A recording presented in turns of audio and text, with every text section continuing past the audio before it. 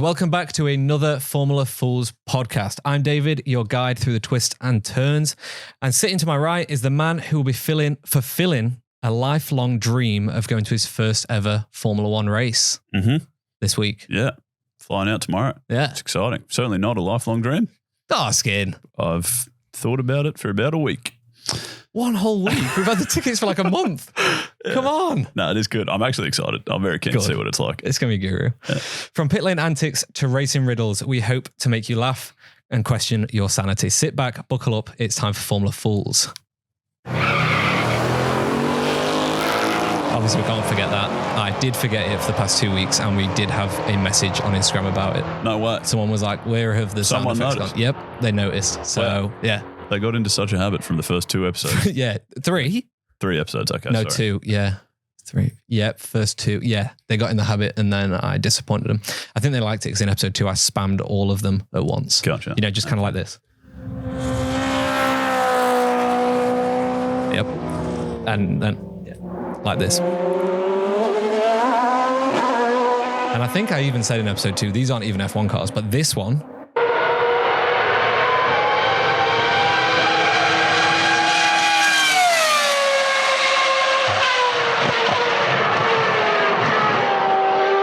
Isn't that just sexual, skin? No, it's probably not actually. No, that would be that's strange if you turned on like that to that sound. Yeah, you're a goose. Anyway, skin, you've got some questions about how F1 cars work this week. Yeah, pretty much. I thought that would be a good thing to get an understanding of. Yeah. And obviously it's a fairly large topic. I think there's quite a few parts to an F1 car. Yeah, they're also kind of the main part of our sport. Yep. We talk about. Without them, it's kind of pointless. We're just looking at blank racetracks. Yeah, for sure. Yeah, I think, well, definitely massive.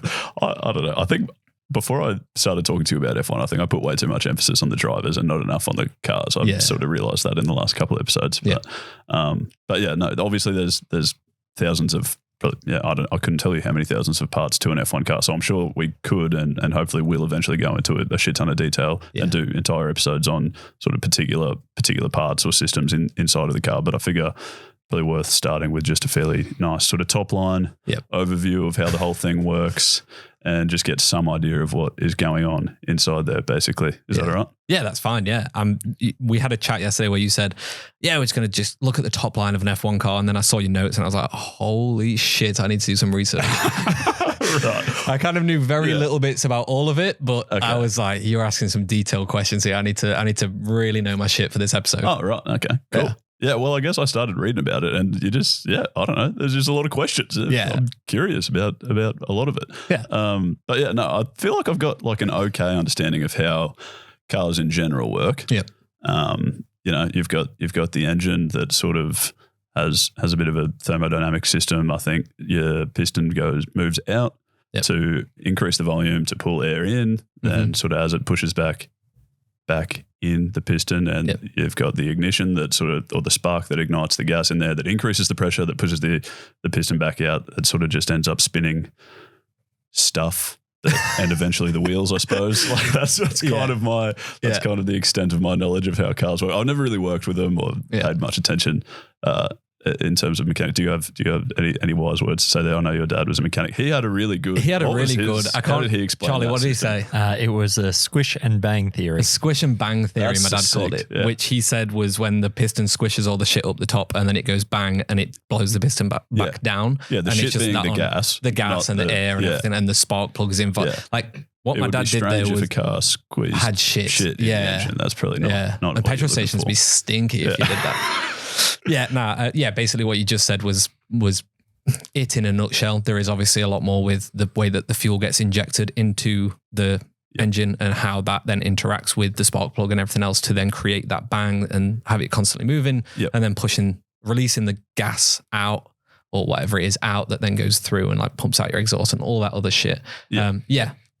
I keep saying shit quite a lot already on this podcast. But that's essentially what it is. We'll probably go into more detail of how Formula One engines work because although that is how an F1 car works, a road car works, F1 engines are a lot more, they're a lot less that nowadays. They still do that, but it's not like all of the power. It's not as significant as what it was back in, you know, the V10, V12 days. Really? Yeah, and if you want to know what a V10 sounds like, guys, then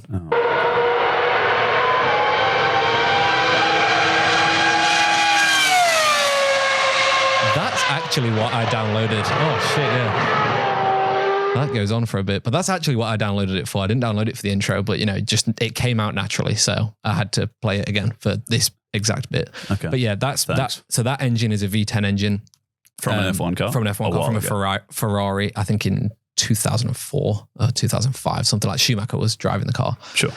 So yeah, that was more reliant on this kind of mechanical engineering of an engine and pistons and all of that stuff. Whereas modern day F1 cars, like the one that you see behind you, although it still has all of these things, it is also reliant on a lot more different systems electrically. Okay. And well, I wanted to ask you about that. I was probably not expecting it to come up this early, but that I did find that weird looking at F1 engines. So they're only 6 cylinders.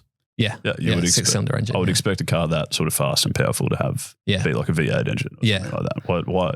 Well, yeah. So, well, back in the day, we used to have V12 engines, which would run probably like 20,000 RPM at its max, and then we downgraded to V10s, which were 18,000,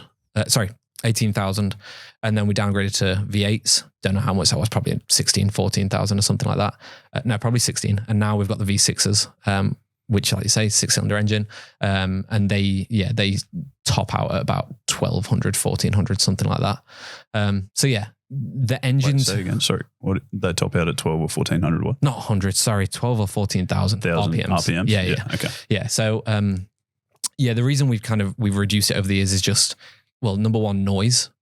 Like when I was a kid and I first heard an F1 car, and even as an adult, like I've been to like track days in the UK, and there've been older F1 cars race that have had V8s or V10 engines in, and you just hear them, and they're not even like thrashing it at these car events, because it's just like they're just doing it as like a little nice run around the track to just see it. Yeah. I actually saw Schumacher's Benetton that he won in the 90s. He won his first championship in it, and I saw that go around the track, and like, you are deaf after hearing that fucking thing if you don't have headphones, like earplugs or ear protection on. Yeah. So it does seem crazy to me that people wouldn't enjoy listening to that sound you keep playing. It's great through a microphone. Like when you're recording it and you've got headphones on and you can level the audio there, brilliant. But at the side of a racetrack, deathly. Sure. But presumably the cars aren't going slower than they were in 2014. No, we're actually going faster. Yeah. So how have they done that? Through aerodynamics primarily, and also through electrical systems like the KERS system, which is an energy like deployment kind of thing. So very similar to hybrid cars, how you would have like, have you ever driven a hybrid car? Not personally, no. I've been passenger probably. Okay. In an Uber. Yeah, right. Yeah. So hybrid cars, you'll have like, it's different on all of them, but like some of them, the Toyotas, great people, obviously. Got to throw that one out there if they want to jump on board. I just bought a new BYD, which are also brilliant people, so they should definitely jump on board. But Toyotas, they have a system on their hybrid cars where it's for like the first 30 miles per hour. I don't know in kilometers. Sorry, guys, maybe like 50 Ks or something like that. You'll be using just the electrical part of your hybrid system. Okay. And then after that, it adds the fuel in, and then it uses the mechanical part of your engine. So it kind of works like that. Some of them are different, where like if you're idling at a certain RPM, it can drop the RPM and use the electrical system and whatever. F1 cars, kind of similar, but they charge up the boost, and then they can deploy it with a button on the steering wheel to get like a bit of an extra horsepower down the straight. Okay. Yep. All right.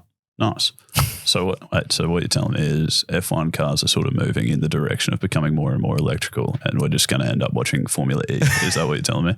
No, that is not what I'm telling you. Okay. Formula One is literally defined by having a combustion engine. So we will not ever have all electric. Otherwise, we would just be Formula E. Okay. Now, it's not that you wouldn't be able to even, if the car was stationary, you wouldn't even be able to move it with that KERS system alone. It needs to have, you need to already be going and have a fair amount of speed running through it to be able to deploy any of that kind of energy that is stored up in the batteries and stuff there. But again, we're not talking like big batteries like you would find on an electric car or on a Formula E car. We're talking like very small batteries and systems. But it's all about how the car recovers it under braking and under engine braking and things like that. So that's when they're off the throttle and the engine is slowing them down. So you've driven manual cars, yeah? Yes. You know how if you're going down a hill in a manual car and you're like in fourth gear, and then you don't want to roll too fast. So you'll go down into third gear. You ever done that? Did they teach that on driving lesson? Yes, Dave. Okay, I don't know. Yes. I learned to drive in a different country. It may be different over here. They may not have taught you this. So anyway, so you're going down the hill, you change down to third. What that's going to do is your revs are going to go up because you're in a lower gear, but it's going to use that engine braking to slow you down going down the hill. So under that exact thing, F1 cars will use that energy to charge the battery of the KERS system, and then they can deploy it. Okay. Which is also the red light on the back of the car. When that flashes is when they're harvesting energy back into the system. Oh, okay. Unless it's raining. If it's raining, that light's just permanently on.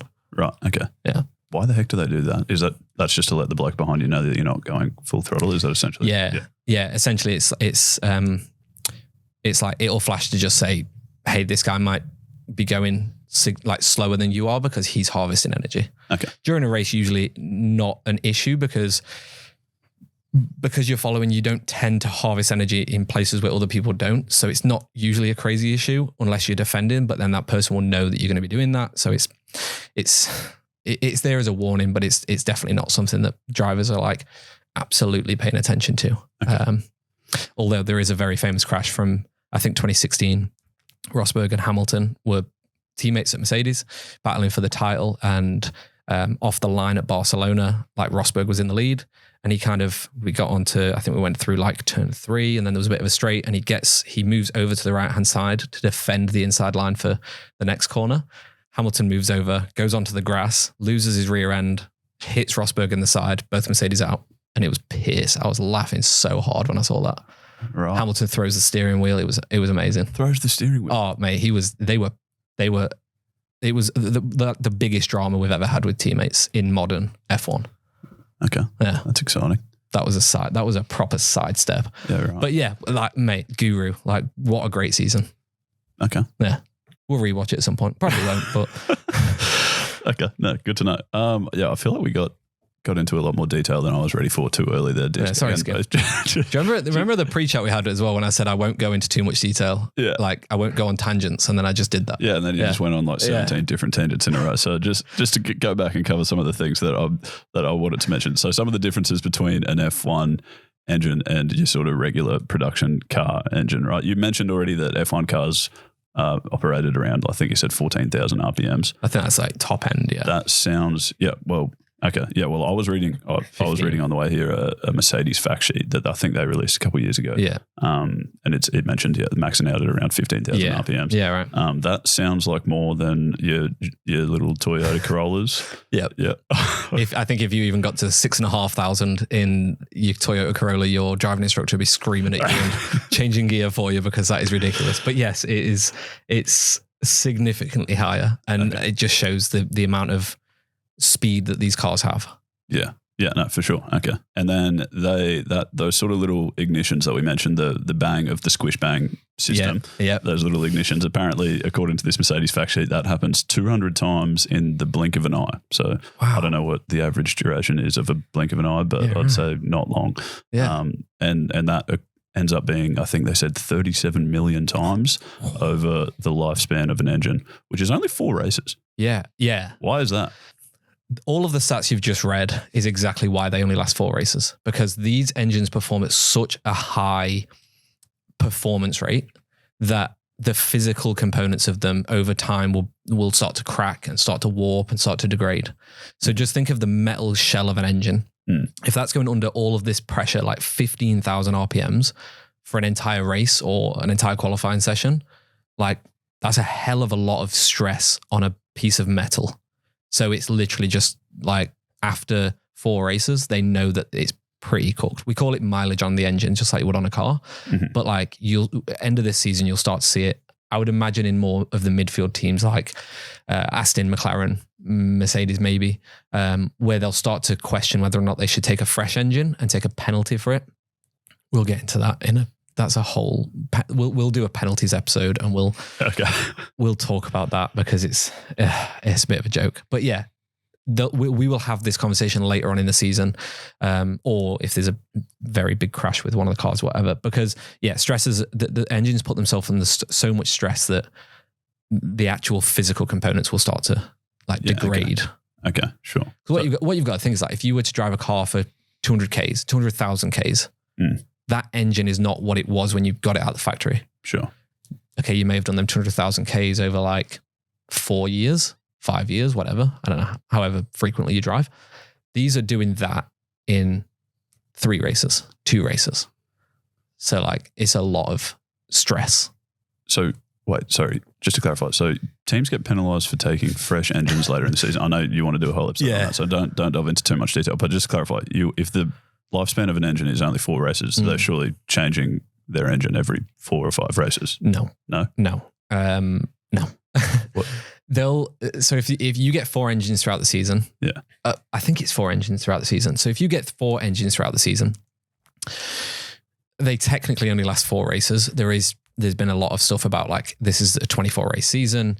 What have you got, Charlie? They last just some of the things on that. It can be used up to. There's some stats on that just coming out a year or 2 ago, around 7 to 8 races. 7 to 8, yeah. Race weekends. Yeah, so it's really difficult to know what the actual lifespan is. If you were to run it full throttle for all of qualifying, all of the race, then 4 races is probably, fine. Like you need to bin it. But as we'll talk about a bit later, I know we're talking about steering wheel buttons and things like that. They don't always run them at that pace. So you will be able to push them through to 6, 7, 8 races to get through the 24 race season. But then people will take penalties. So people will then say, okay, we've got 4 engines through the season. Okay, so that's like the rule by the FIA. You get 4. You can replace your engine 4 times through the season. Okay. Well, yeah, but it's not.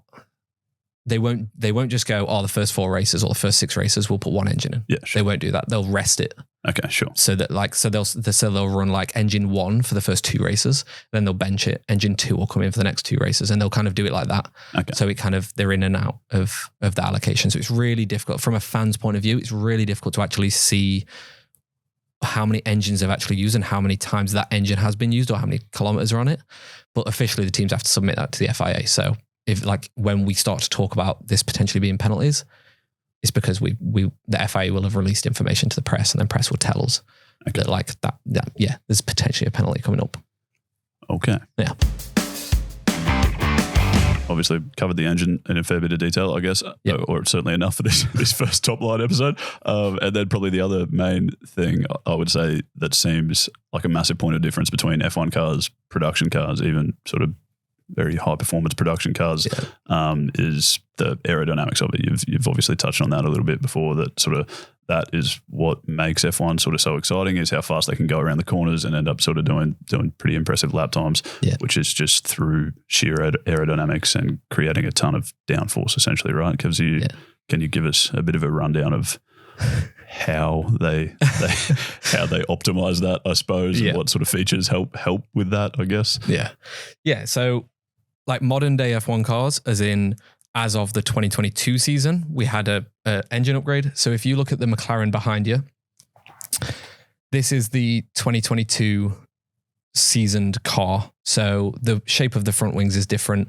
The shape of the floor is a bit wider, and you can like see them little bits on the back, and the shape of the rear wing is more curved than what we were prior to that.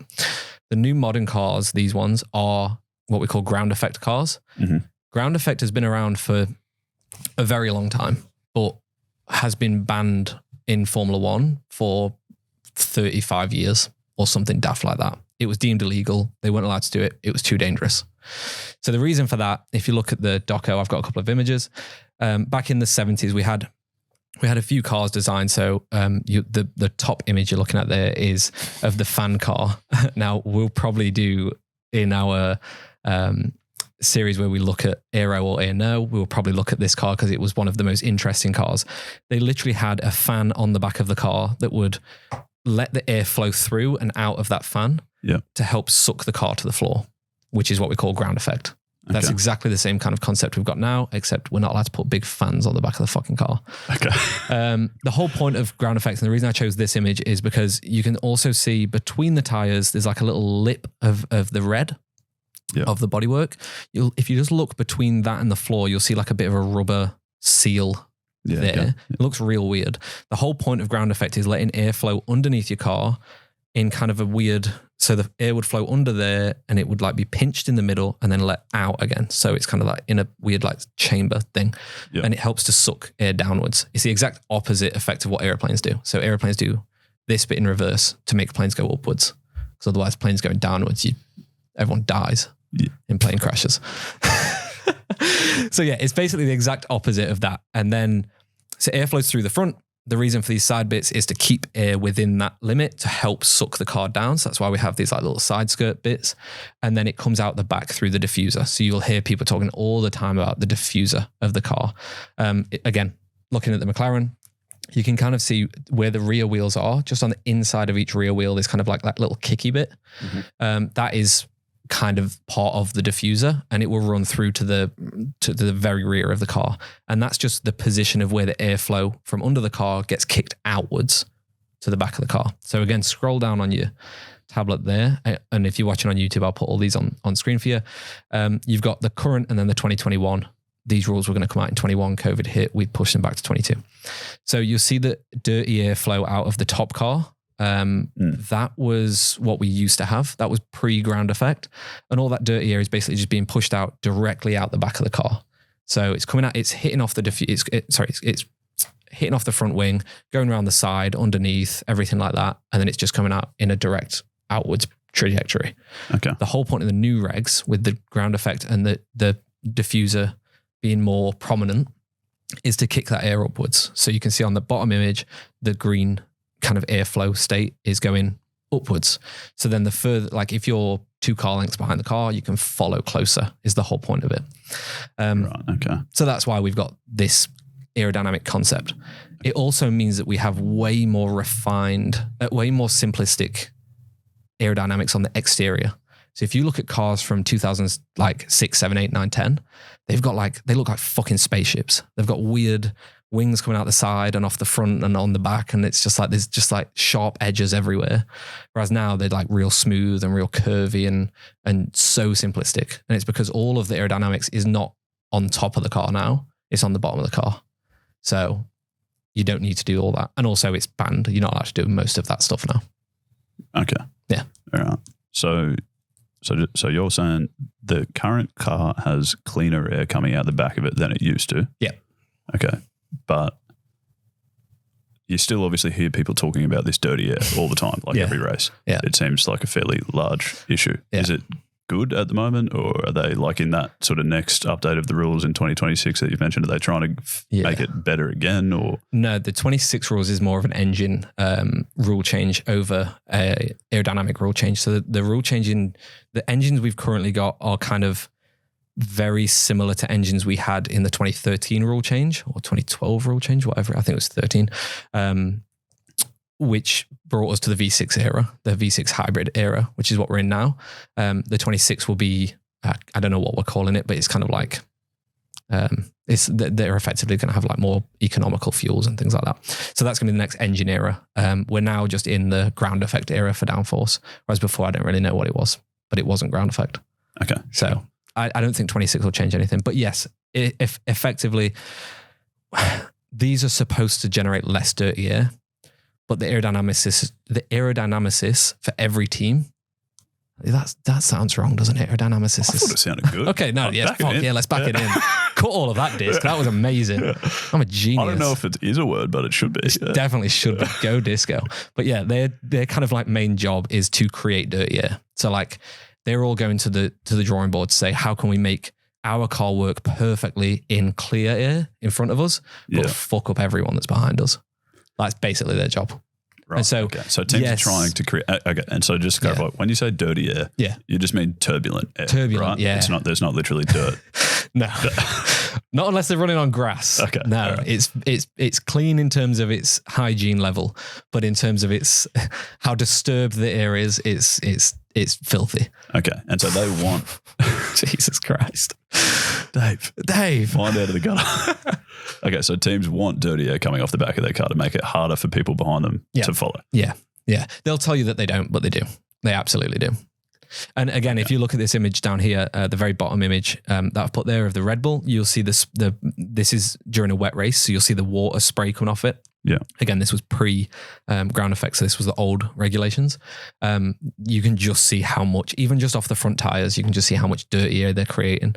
And that is all what the aerodynamic team has done to create all of that. And yeah, this is what they want to do because they want to slow people down that are behind them. Right. Okay. Yeah, I would have thought the tires would create a lot of dirty air. Like they're kind of the part of the car that doesn't look aerodynamic. Yeah. It's just a big circle fucking block that's uncovered. Yeah. Well, this is also why on the new regulations we have we're calling it the wheel brows, which on like if you look at the front of the car, it's them little bits of carbon fiber that go over the top.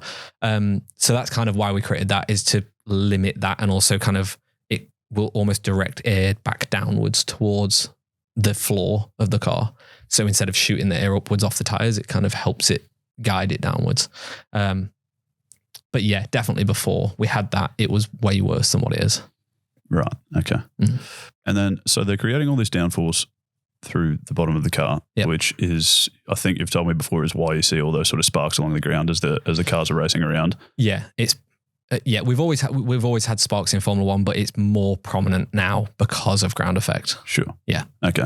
And then they've ended up with a plank of wood at the bottom of the car to stop that or something. What?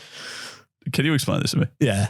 It's not so it used to be a plank of wood, so what they would do is, like, when cars started running real low, they would put a plank of wood on the bottom of the floor. If that plank of wood would wear away and it would lose its thickness throughout the race, they would have a kind of paint roller on a stick that they would roll underneath, and if it could easily go underneath, then it meant your car was too high or something. I can't remember which way it is, high or low, and then you were disqualified. We haven't had many disqualifications because of that. Schumacher got disqualified way back in the day. Hamilton has recently been disqualified in the last few years because of it. I think because of ground effect cars. But yeah, it's for that. It's a regulatory thing, just to know that you're not changing the height of the car during the race for aerodynamic gain or performance gain of your car. So there's a minimum height they have to run the height of the floor of the car. Right. But it's not actually made of wood. It's a synthetic material that has little titanium bits inside of it. So there'll be like cylinders like that kind of get inserted in the front, in the middle, and the back.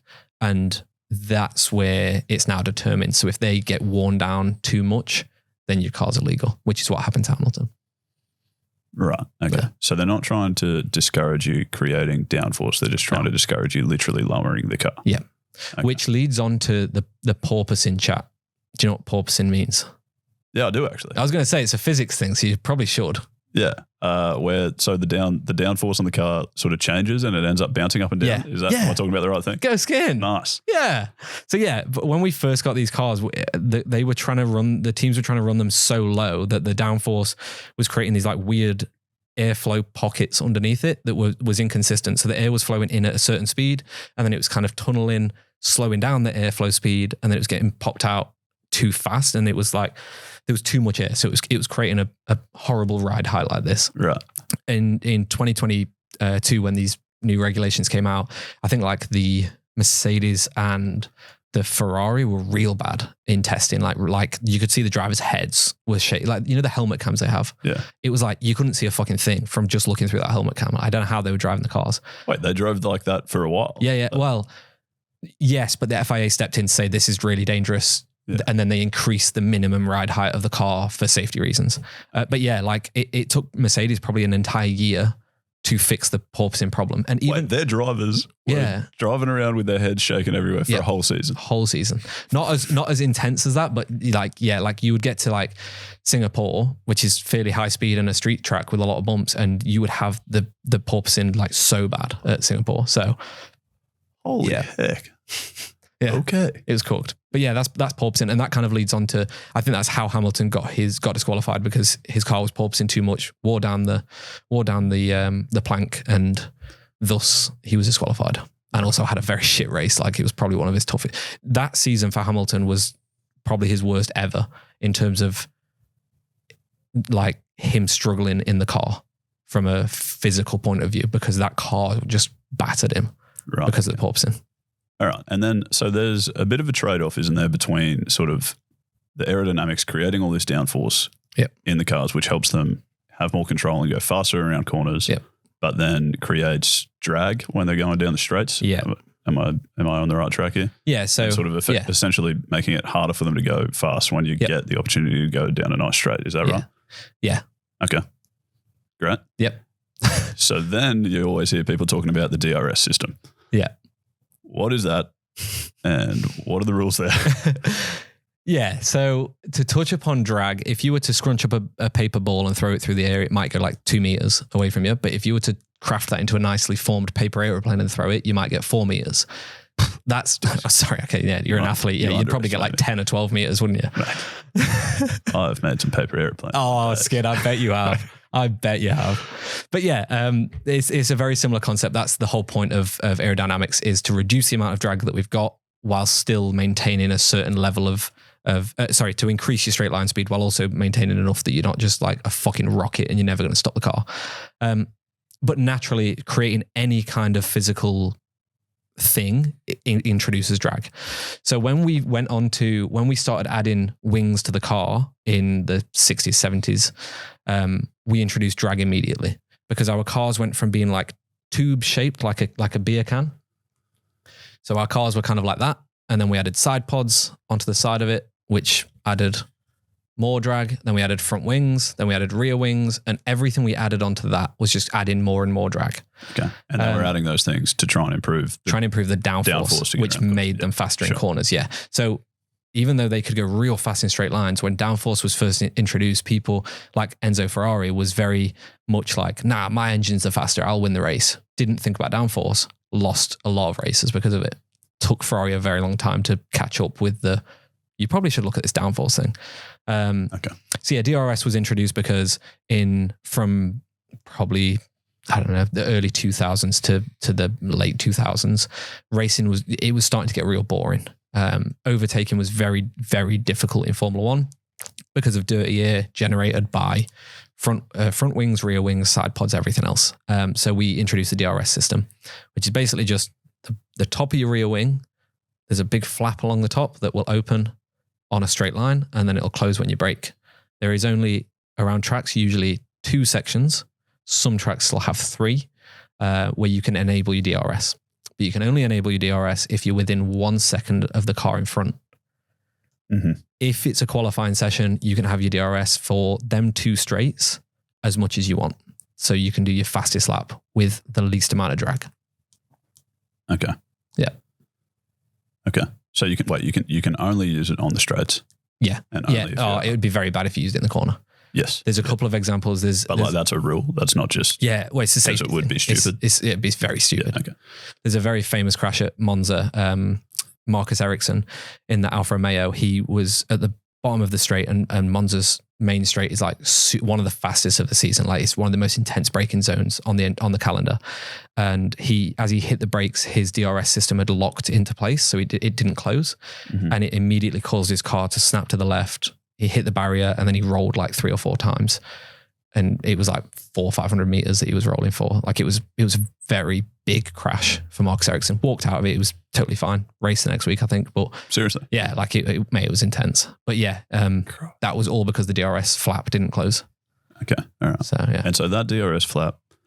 Well, firstly, you said it's on the rear wing. Yeah, we're talking about the sort of spoiler looking thing at the back. Yeah, the spoiler on the back. Okay. Yeah, so you talk through what I'm doing, but I'm going to show you on the Lego car. In fact, I'll bring the Lego car over. Why not? Go disc. We've got the rear of the McLaren here. This blue bit here, I don't know if you can see that on camera. This little blue bit, it flaps up like that. That's your DRS system. So you see how it's then, the air will then flow through. So air flows underneath. And if it's closed, air will hit it and push the car down. Sure. Okay. Whereas otherwise it's going straight underneath. Okay. So it just reduces the downforce, which lets you go faster on a straight. Yeah. Nice. And they'll have little systems like they'll be real clever with the way they do it, and they'll have the like mirrors. You'll see it. I think the Williams is a really good example of it this season. Obviously, fucking brilliant people as well. If they want to let us in the pits this weekend at all, just drop us a DM on Instagram. Yeah. We are at the track. Yeah, I'm sure they'll be there. Oh yeah, they're all over it. So they've got a very good example of like their wing mirrors. they've kind of like got it as a flap that extends out, and it looks like a bit of a blade that's kind of angled downwards, and that's to just help airflow over the back so that it hits the rear wing when the DRS is closed during a corner to push the back of the car downwards. And they'll introduce like little bits like that throughout the car to just help it. If you look at cars over the years, there's been a lot of interesting things that help guide air to that rear wing. Okay. Yeah. And then, so you've got all these different systems in these cars, a lot of which we haven't even touched on at all. I don't even think we've spoken about brakes yet, but essentially the driver ends up with a lot of control over a lot of these systems, right? You see they've got the detachable steering wheels that they take in there, which is strange, and they just have like, they're just covered in buttons. It looks like they've got control of pretty much fucking everything. Yeah. What can you give us any rundown on what some of these buttons do? What sort of things are they tinkering around with during the race? Yeah. Well, every F1 car has got probably 1,000 different menus just on the steering wheel that the driver can control and change throughout the race. This is from like fuel flow to the DRS system to your drinks button to just extra menu options. You've got like engine modes, you've got braking modes, you've got brake by wire settings. You've got everything. You've got every setting you could possibly have on the car is on the steering wheel. You'll hear the engineers talk to the drivers a lot during a race and say things like, could we go menu 2, option 5, mode 7, something like that. Wait, sorry, the engineers are saying that to the driver? Yeah. Okay. And that's then the driver on the straight will then use his navigation buttons and his dials to go menu 2, option 7, mode whatever I just said. I can't remember what I said, but basically them words. Nice. Yeah. So they'll then do that because it will change something on the car. The drivers will know, the engineers will know what they're changing. For the most part during the race, it's things like your brake balance, or it's things like your engine mode or your fuel flow or things like that. So when Max Verstappen's 10 seconds ahead this weekend, he will probably turn his car down. Now, they're not really allowed to turn the car down anymore. Like, they're not allowed to change that. But yeah, there's just a lot of options for a lot of different settings that changes little things on the car. Okay. Yeah. Nice. That does feel very top line. Yeah, very top line. Some of the other things you've got on there, obviously you've got your radio, you've got your ERS system, which is just another part of the engine. You'll have your KERS deployment, you'll have your DRS, your drink, you'll have all of your chassis menus, you'll have your brake menus, you'll have your neutral and reverse and things like that. Something very interesting. Reverse? You wouldn't want to be going backwards during the race very much. No. But do you remember last week when Lance Stroll put it in the wall? Oh, yeah. Okay. The reason they asked him if he could get it out is because like he might have been able to reverse out. And like it's very rare. It used to be really difficult to select reverse in an F1 car, and like sometimes they would never even be able to do it. But nowadays it's a fair amount easier because it's software based, the gearbox, for the most part. But yeah, you've got all things like that. Something very interesting on the Mercedes steering wheel this year. They have got potentially the most pointless fucking sponsor in the world on their steering wheel. WhatsApp have sponsored their radio button. So on the Mercedes steering wheel, there is a little button that is green with the WhatsApp logo on it that they press to talk to their engineer at the radio. Sick. Yeah. I like it. Yeah. Why don't you like it? Because it's Mercedes? Or? No, because WhatsApp have spent probably millions of dollars to be on the car, and that's what they've got. That's what they're paying for. Yeah, and here we are talking about it to our massive audience of 4.5 people. 4.5 people. Whoa, we've gone down from the 70 that you said in episode 2. Okay, but yeah, no, it is. Yeah, okay, maybe it is a great PR stunt, but holy shit, it was when I saw that I was like, wow, they'll do anything for a bit of cash, won't they? These F1 teams. I don't blame them. Yeah, I think that's brilliant. Yeah. Okay, and then so one particular thing we said we haven't talked much about brakes, so not to sort of start something that's going to be another hour, but one of the things that you can change, that they're changing on the steering wheel, one of the settings I saw is the brake bias. Yeah. So I assume that's to do with how much you're braking at the front versus at the back, but I don't really understand how changing that would be helpful or what sort of impact that would have on the car. Yeah. So yeah, exactly right. It'll be kind of a percentage from front to back. So 100% being front, like biased towards the front, and 0% being towards the rear. Okay. You usually sit it like when I used to race on sims and things like that, we would sit tin top cars, like your V8 supercar kind of vehicles. You would sit that around like the 55-60% mark towards the front. Okay. And then, but it's all about just the pressure of how hard the brakes are hitting when you hit your brake pedal. So it's 65% towards your front over your rear, simply just because the engine generates power at the rear of your car. So they're more likely to have more torque against the brakes. So you would want your brake balance more towards the front because they're just the spin of the wheel on the front is just generated by whatever the motor is doing on the back. Yeah? Yes. Yeah? Sure. So like if these F1 cars were to all of a sudden just lift in the air, the rear tires would keep spinning longer than the front tires because the rear tires are powered by the engine. The front tires are not. Okay. Yeah. Yeah. Yeah. No, so you always want your brake ballast there because it's less likely that they're going to go under stress. The reason this is so important is because on certain tracks like Monza that has crazy heavy braking zones, they might go through periods during the race where they want to like cool off the front brakes because they get too hot. And unfortunately, on the modern day F1 cars, the wheel rims we have, you can't see through to the brakes. Whereas back in the day, you used to be able to actually see through the rims.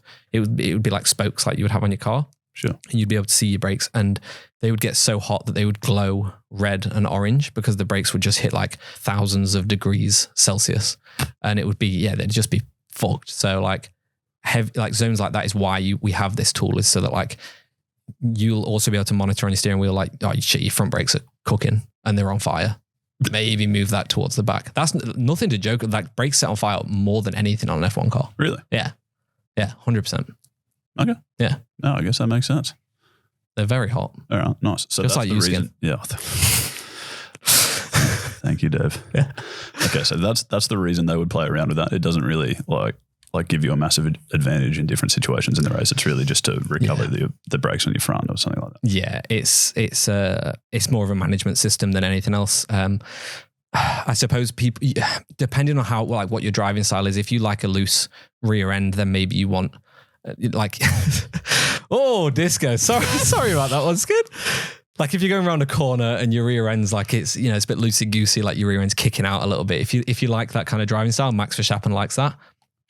Verstappen. Yeah, Verstappen. Yeah, Max Verstappen likes that. And yeah, so maybe you want your brake balance to be a bit more towards the rear so that it'll be a bit more choppy under braking. Like you'll hit the brakes and you'll get a bit of a kick. But it's driving style. Me saying that, I'll normally have it 55, 60% in them tin tops. Like that's how I had it set up. I know that like when my dad used to race with me on Sims, he would have it very different. He would have like 52% because he preferred it a bit looser on the rear. So yeah, skin down.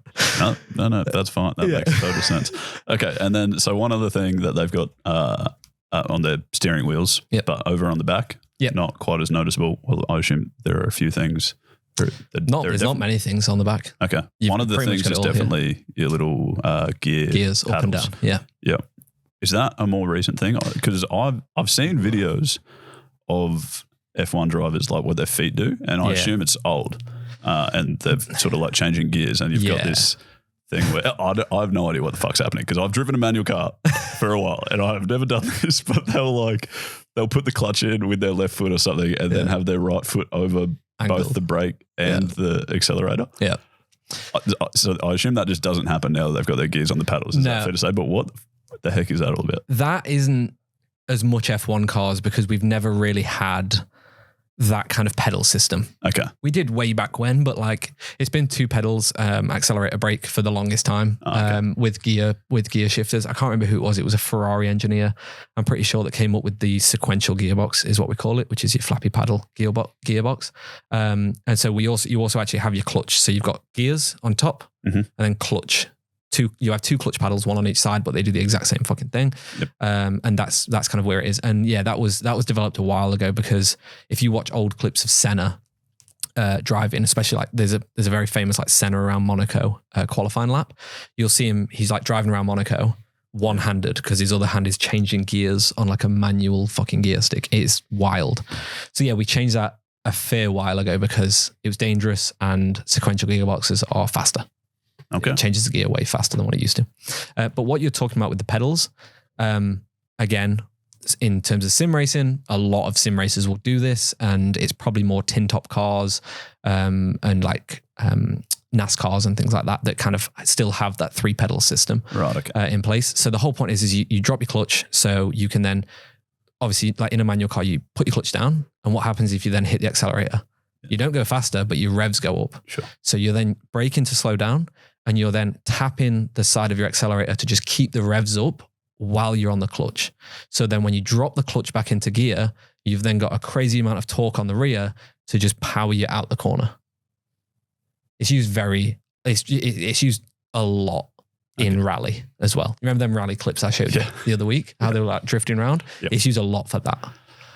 Okay. Yeah. It's a skill as well. Like, holy fuck, it's so hard. Yeah, it doesn't look like something I'd be backing myself to do. No. Nah, I used to do it on the sim, and it was like, I remember trying to learn how to do that, and it genuinely took me like a year to actually get it right. And even then I was still no good at it. Okay. So yeah, it's fucking hard. Crikey. Okay, cool. Well, that was pretty much all the questions I had for today. Obviously, yeah, there's a ton more detail you could go into, I'm sure, but I don't think my brain can handle much more. I don't think I can handle much more. I'm fucked. Thanks, mate. Yeah. That's good. Well, I'm going to move us on to meme of the week. And even though it's not been a race weekend, even though there's not been much off-track drama, we've had some absolutely fucking belting memes coming up on my Facebook and Twitter page. So this one comes from Twitter or TikTok. I'm not really sure where it comes from. It's a weird screenshot that I saw on Twitter. Okay. The Paralympics posted a photo of 2 men in like them long wheelchair things that they do for like the sprints. Yeah, okay. And they're going super fast. And Fab has decided to comment, faster than the Alpine. Paralympics have replied, oh, for sure. Holy shit. They did not hold back. Crikey. They made Pierre and Ocon look like wieners, because that's piggish. Yeah. No. Well, I mean. Just to get like wieners are made of pork pigs. Oh, was that deliberate? Yeah. What? Skin. Oh. I'm not over oh, fuck's sake, I messed that up. I'm not over here with all this fucking pork puns for nothing. Okay, yeah. Wasting on a vegan. I've also got another one. This comes from Formula God on Twitter. Just started watching Formula One. No spoilers, please. If you scroll down and look at the image skin, you will see that they're watching a race from the 1950s. Holy heck. Okay. Right. So they've gone right back. I started from season 1 of Drive to Survive. Okay. Yeah. I mean, it's probably just a joke skin, but yeah. Well, that wraps up another lap at the Formula Fools podcast. We hope you've enjoyed the ride as much as we did. Now it's your turn to to join the Formula Fools family and get in touch with us on socials. Facebook is at Formula Fools. Finally, 5 episodes in, we have a Facebook. It's at Formula Fools. Every other platform is Formula_Fools. Mm-hmm. Don't forget the underscore. Otherwise, you'll find a random page that's got like 3 posts on Instagram. Please don't go there. Okay, beautiful. The other way you can, well, firstly help us out, but also get in touch with us is with ratings and reviews. If we, we've had a couple little reviews left on Apple. If you write something in there, I'm sure we'll read it. Yeah, well, I mean, you'll read it because I've not been around it yet. Okay, I didn't know we had any reviews. We'll certainly read it. Yeah. Maybe I made that up. But, anyways, skin. If you do leave one, we will read it, potentially on an episode. Yeah. And obviously ratings help a great deal. So if you're enjoying it, please leave one of those suckers. Yeah. And if you go on Spotify this week and go into the sports chart, you'll see that we're probably number 1 after this episode. Yeah, that sounds right. Yeah. So, you may as well just help out by adding another review to that and just keeping us at number 1 for an extra week. So thank you for joining us at Formula Fools, where every turn is a chance for a good laugh. I will see you next time.